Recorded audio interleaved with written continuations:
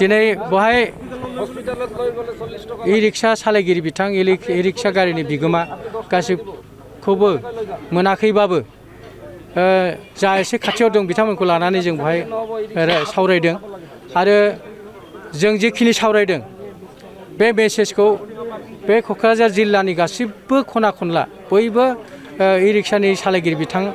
e-rickshaw बिगोमा गासिबो जाहाथे मोनहैयो बेखौ आसा खालामनानैनो जोङो बहाय बयनिबो हेफाजाब बिदों जेराव नोंथांमोनबो दङ मिडिया खौ जोङो खुब आसाबादि दा बाथ्राया जाहैबाय बे इ-रिक्साखौ लानानै गोबां माने दा सिदा सिदि बुंनो थाङोबा बदनाम जानानै दं इ-रिक्सा बहुद खेथ्रआव बहुद भुल खालामो पेसेन्जारफ्रा गाखोग्राफ्रा गोबां समाव बिराद उसुबिदायाव गोलैयो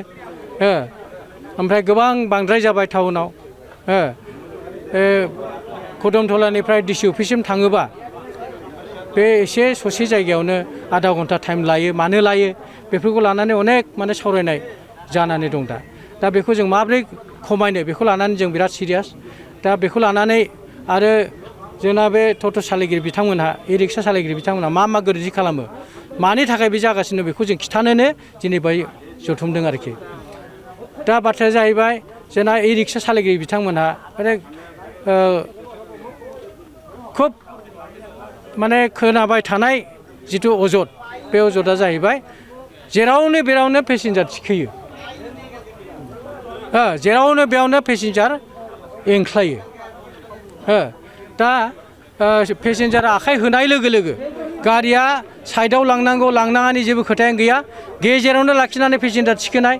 पेसेन्जारा ओंखारनो नागिरबा गारिखौ साइड खालामस्लाबाजासेनो लामा गेजेरावनो स्टप खालामनानै पेसेन्जारखौ एंख्लायनाय बेफोरबादि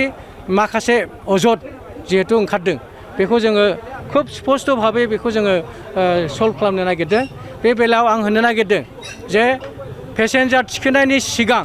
सासे सालायगिरि बिथाङा बे गारिखौ सेफ जायगायाव लांग्रोनांगोन बियो लोगो लोगो जायगायावनो दोम दोननानै मानसिखौ माने एंख्लायनो मोननाय नङा खिथु मा फैदों मा फैयाखै बेखौ बे फुरा फिल खालामनांगोन ओमफ्राय लासैनो सेफ जायगायाव लांनानैसो पेसेन्जारखौ एंख्लायनांगोन आरो जेब्ला पेसेन्जारा गाखोगोन पेसेन्जारा जेब्ला आखाइ होगोन जे आं थांनो जेब्ला बे हमथागोन अब्ला गारिखौ पेसेन्जारखौ थिखांनायनि सिगां गारिखौ सेफ जायगायाव लांग्रोनांगोन साइड खालामग्रोनांगोन थारमाने साइड खालामखांनानैसो पेसेन्जारखौ थिखांनानै लासैनो थांनांगौ